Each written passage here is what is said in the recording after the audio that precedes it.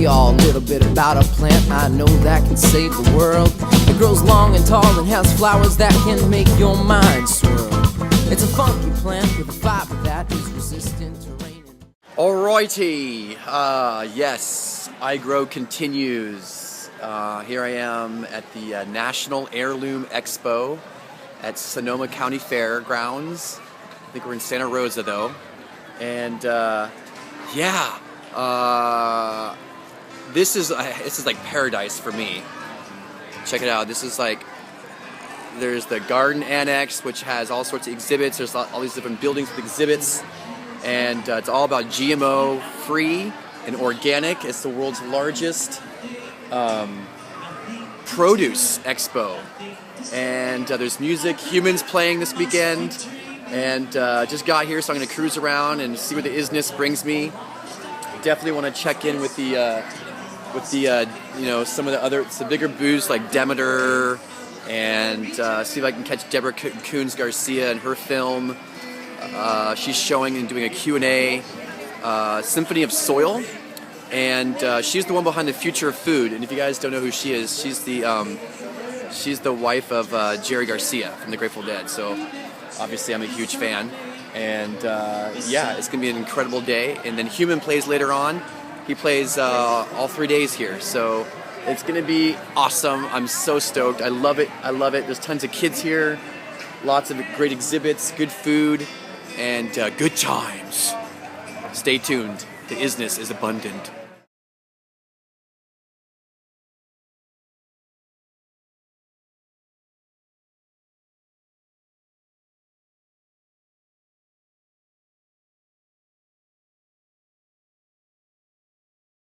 Woohoo! I'm just coming over to meet you. Yeah, the human revolution. That's right. What's up, human? Howdy ho. What's going on, Eric?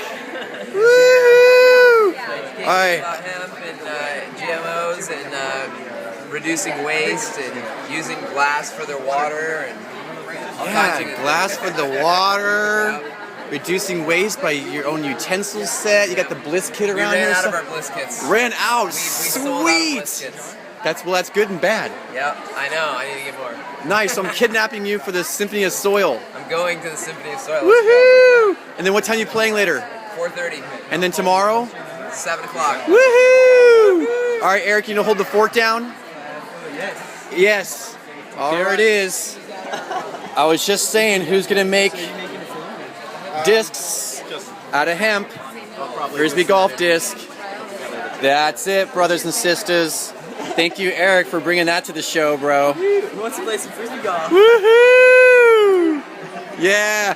Oh man, I recovered iHemp, by the way. What did you put a song on there? It was. You shouldn't have? Yeah, Ben Harper. Yeah, but I'm gonna put it back up without that one on there. So you're in there. Burn one down, or what? Burn one down. That's the one I did. Yeah, and then the EMI Publishing didn't like that very much. I know. So, anyways. Pretty talented drummer. But it's up there now, right? Yeah.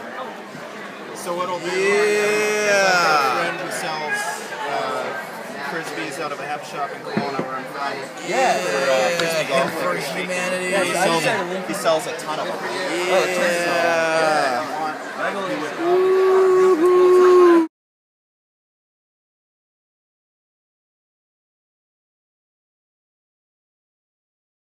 Yeah, Mary's Gone Crackers. Are you Mary? No, I'm not married. Do you know her though? Yes, I Yay! Nice. We love Mary's Gone Crackers. And is that the son? That's the son. Yeah, I met you once before, I think, at Green Festival. So, how you doing, brother? What's your name? Jacob. Jacob, nice one, man. Well, good for holding the fort down. Mary's Gone Crackers.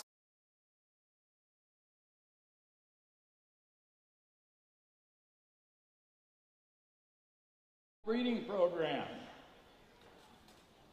In the last 30 years, with the release of glyphosate, we've seen an increase in plant diseases, and animal diseases, and in human diseases.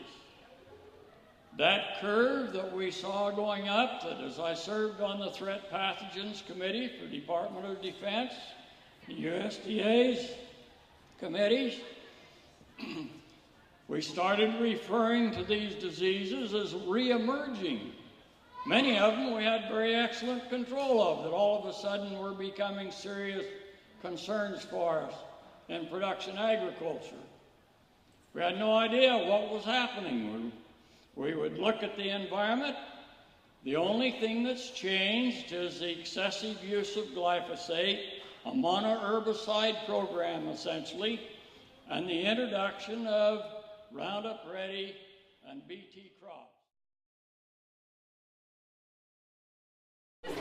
All right, cool. Hey, man. So, what's your name? Matt Taylor. Matt Taylor.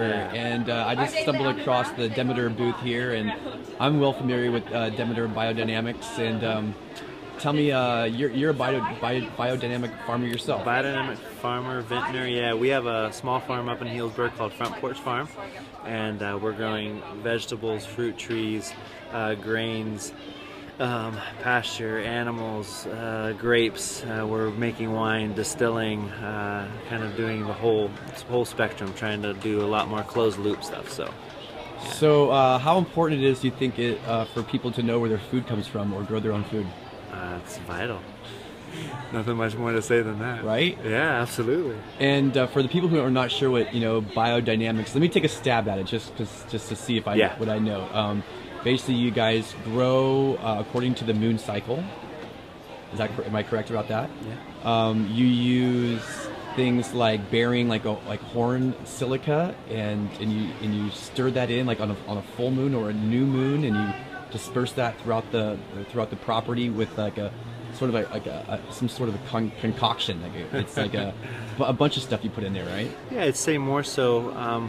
We are using the lunar calendar to help us with whether it be sowing dates or rhythms in winery practice or growing practices. We're using a lot to do with the lunar calendar. And we are using principles that were started by Rudolf Steiner back in 1928. That's right, Rudy, to develop some of these, or not develop, but to practice some of these holistic preparations, which are revitalizing the land, the soil, the animal, just kind of everything on our property. And it's much more trying to bring balance to the entire ecosystem of our property instead of just the one line of crops or just a substitution of chemicals. It's changing the life force of everything that we're doing. So beyond just being organic, not using pesticides or GMO and stuff like that, you guys are going above and beyond. Would it be safe to say, like almost in a permaculture sense, where you're looking at the resources you have from your land, and it includes animals, right? That's correct? Yeah, it does, and there's a lot of similarities in the permaculture basis that are in biodynamics as well, and I'd say you hit it right in that it's going above and beyond a substitution of chemicals, and it's considering everything on the property and everything in the ecosystem and trying to find ways now to make them work together, whether you're from the simplest thing as cover cropping all the way up to animal management and husbandry. So it's a broad spectrum. Nice. Yeah. Cool. Well put, brother. Yeah. So how can people find your farm? You have a website? Front Porch Farm up in Healdsburg, California, and that's it. Yeah. Sweet. Well, thank you so much. Thank you. All right. Aloha. Aloha.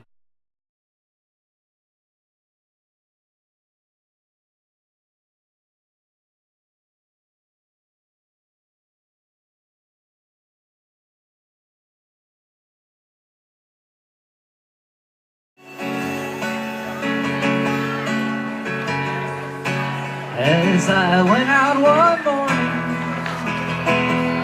could breathe the air around Tom Paine, I spied the fairest damsel that ever did walk in shame. I offered her my hand, she took me by the arm.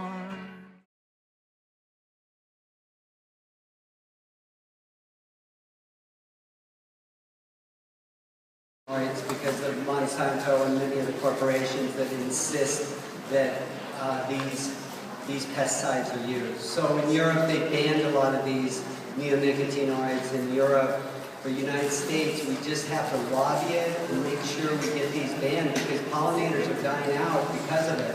Millions of acres of corn is being grown with pesticides, and those seeds are coated with pesticide, so it goes systemically into the plant body. That was Sarah Marpelli, and that was the first shoot that I did. And it was something that was so extraordinary and unusual to see her dance with the bees. And the way she got the 12,000 bees on her body was the beekeeper put the queen around her neck, and then all the bees went and just covered her torso. It was an amazing dance for an hour and a half. She had 15 stings and her lip was all swollen, but she just kept dancing because it was more of a prayer.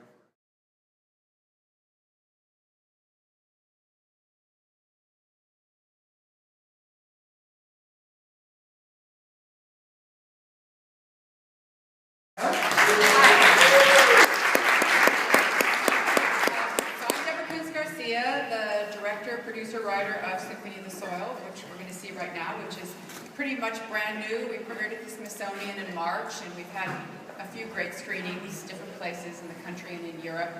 I'm also the director of The Future of Food, which is playing after this, and I will also be here for Q&A after that, which is all about genetically engineered seeds.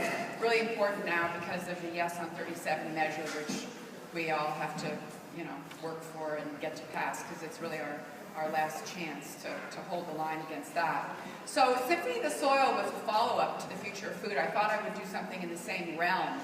And I told people I was going to make a film on soil, and I knew nothing about soil. And then when I started making the film, I realized that soil is really its own realm, and agriculture is part of it. So it was a really fascinating challenge because soil is dark and seemingly inert, whereas film is about light and movement. So how do you bring those worlds together? And this is a story that I tell. When we began shooting, my cameraman, John Chater, who works out of Berkeley, I did the shot, here's the shot, it was a patch of soil, lined up the shot, and then I said, action! And he turned to me and said, there's nothing happening. So that was my challenge for me and my colleagues, especially Vivian Hillgrove, who lives in Santa Rosa. So this film was actually edited in Santa Rosa and in Marin County, so it's very local. That was our challenge, is to work together with soil scientists, farmers, activists.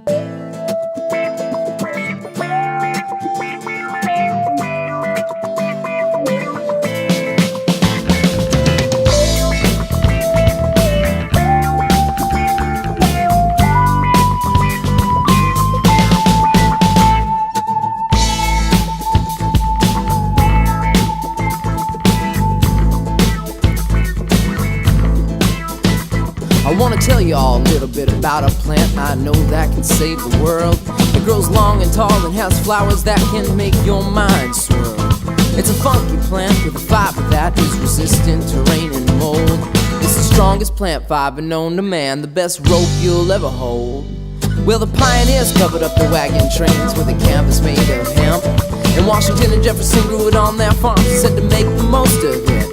The first stars and stripes were sewn on hemp, the first Constitution too. It's used around the world for food, fiber, oil, medicine, and fuel. And if we press its seeds, we won't have no need for any other oil.